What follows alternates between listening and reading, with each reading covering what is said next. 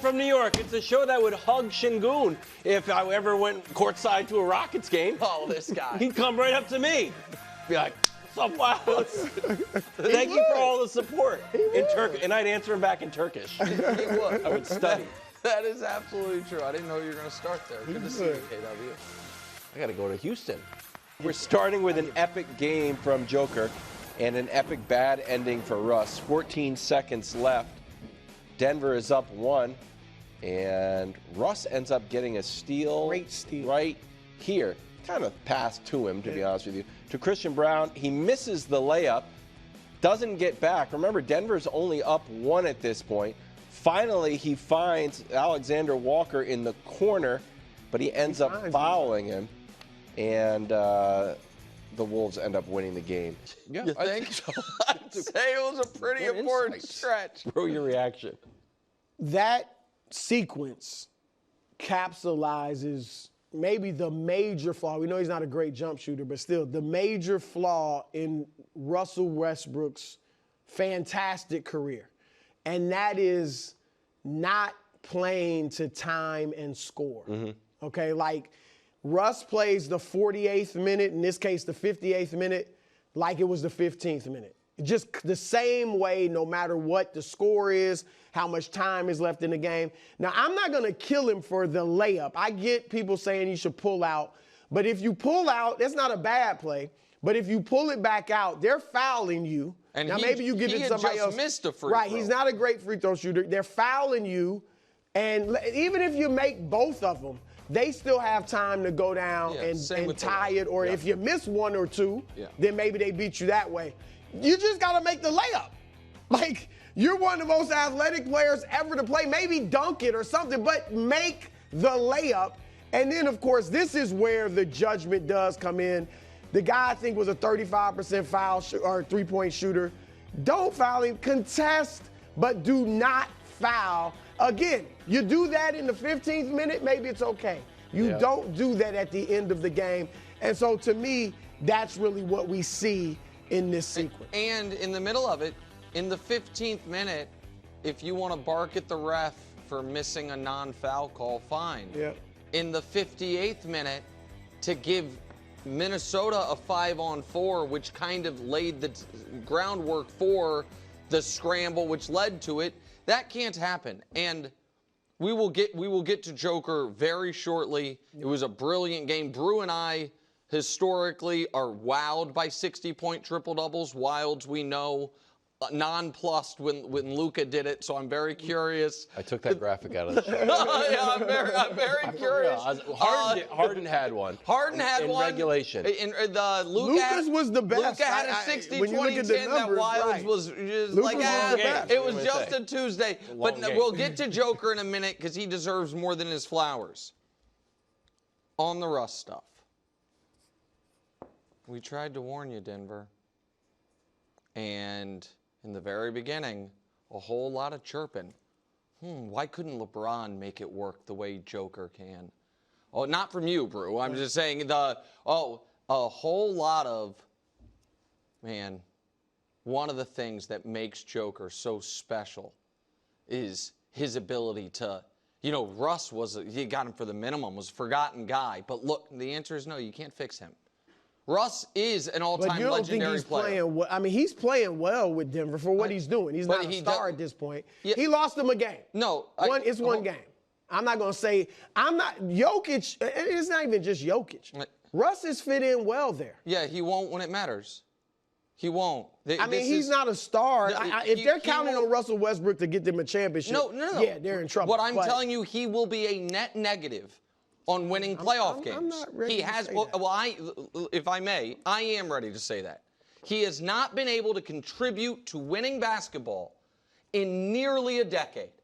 In nearly a decade. There have been 5 teams that have opted in to the Russell Westbrook experience. One of them, it was smart because it was the one team that was like, hey, we just want to maybe find a way to make it into the playoffs. Washington. And that was when Houston had real championship aspirations with an MVP-level player It did not work. The Lakers had real championship aspirations with an MVP-level player. It did not work. The Clippers, who with the Clippers, a lot of similarities to this, like, oh, regular season, he's accepting his role. Maybe it'll work. And the Clippers era ended with a playoff series where, this is accurate, he played 19 minutes per game, scoring 6 points per game on 26-23 splits in the postseason, which is only slightly worse than his postseason numbers this decade, which are 16 points a game on 37-27 splits. The Clippers had real championship aspirations with an MVP-level player, and now the Nuggets. They have all taken their turn on the late-stage Russell Westbrook carousel, and it always will end like this because he does not have the ability to not be Russell Westbrook at all times. And that's kind of the point you were making.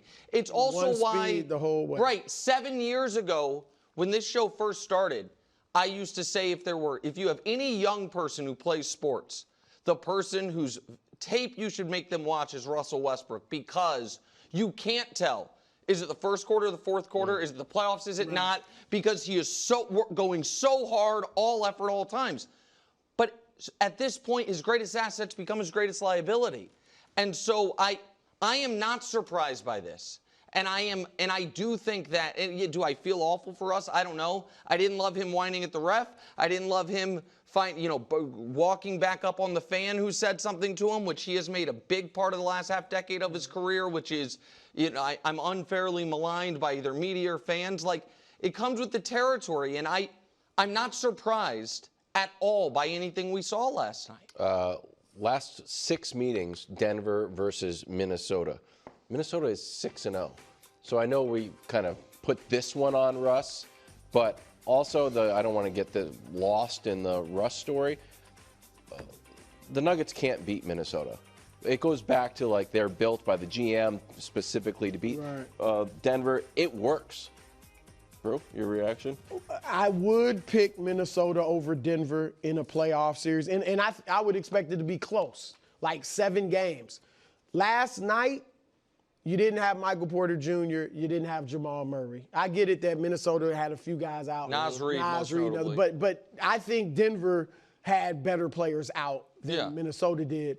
So I would give them a shot. But this is a tough matchup for them. There's no ifs, ands, or buts about it. But last year was so close that, and I get the 6 straight wins, but I would give them a shot, but it's a tough matchup for Denver. There's no doubt about it. I understand they were without guys. If you lose the game, Jokic goes 60-10-10. Yeah.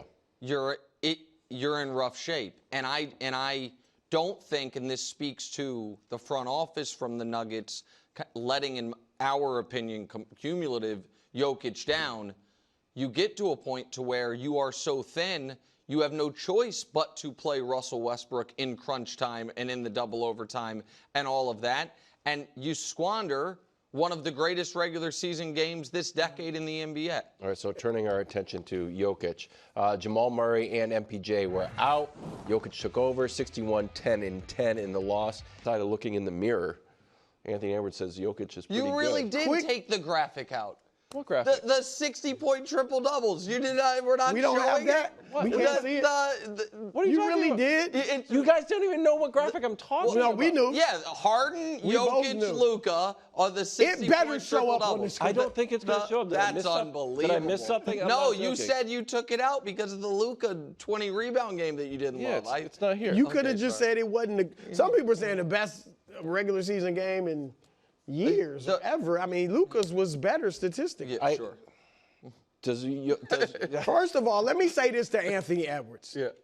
That is why we want you to be the face of the league. Yes. In addition to your game, the dunks, the threes, everything, but that's neither here nor there.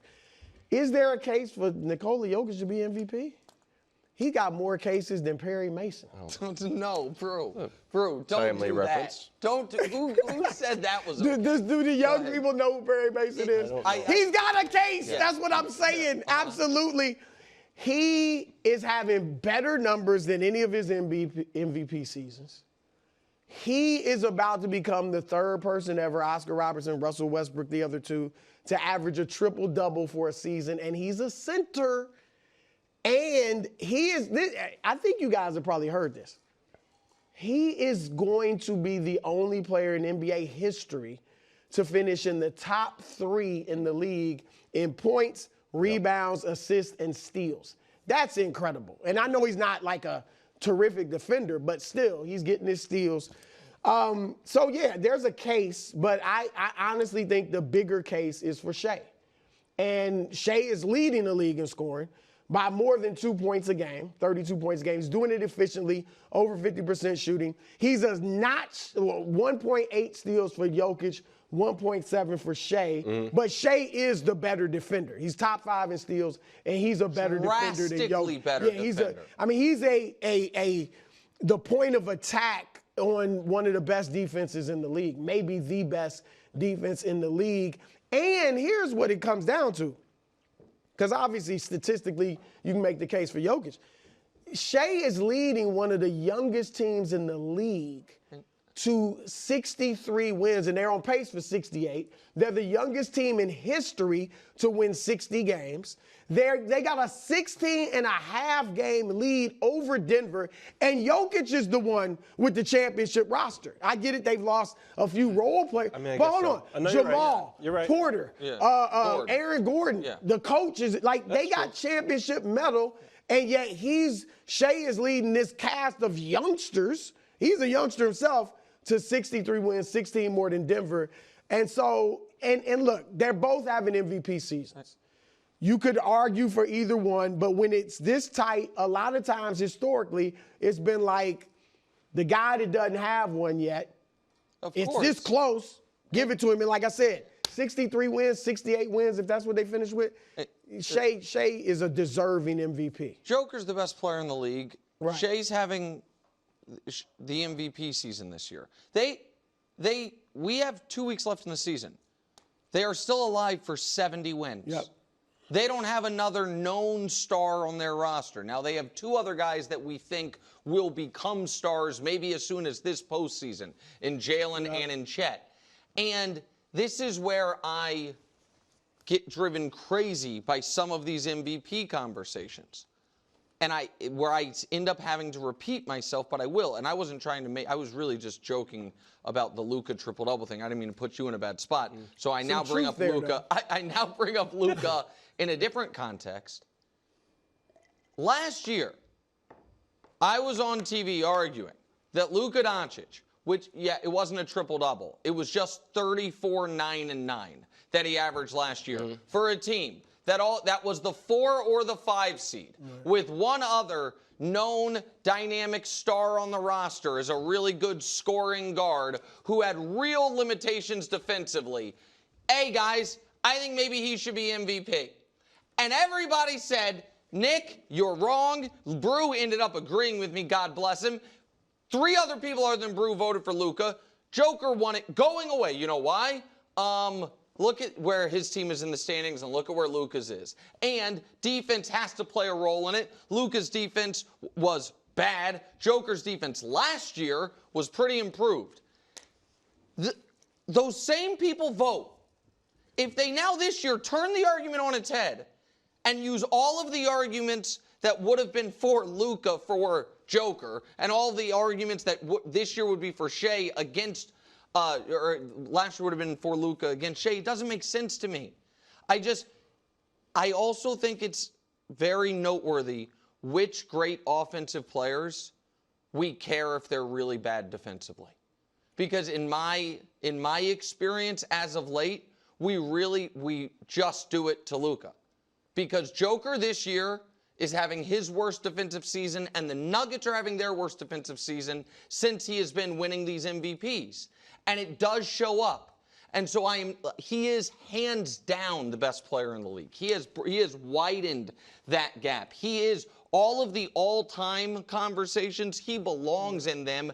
And I look at the Nuggets as one of the very few teams that they can win the title because of him.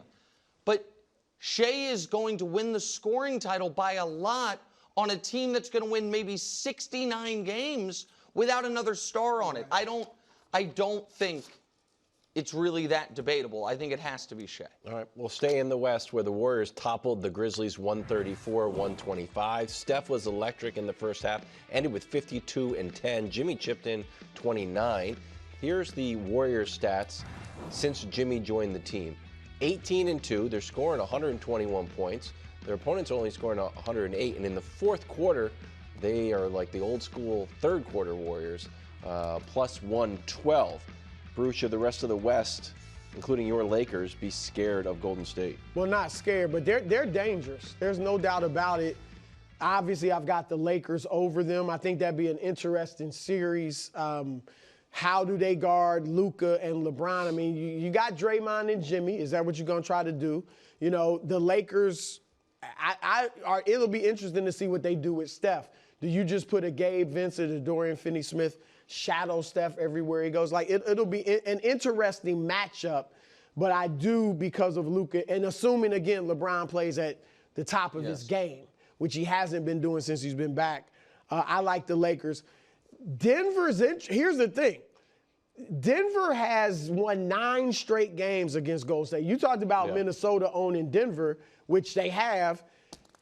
Denver's owned Golden State. 9 straight wins. So a lot of this is matchups. Golden State is matched up really well with OKC. Obviously, they have the experience. They defend just like OKC does. They shoot it better than OKC. So that would be interesting. They've went 2-1 against OKC this year before Butler got there. So maybe you like Golden State in that matchup, but Denver has their number, and I would take the Lakers over them as well. So listen, nobody wants them in round 1. That much I can say. Right now, it would be Lakers. Right.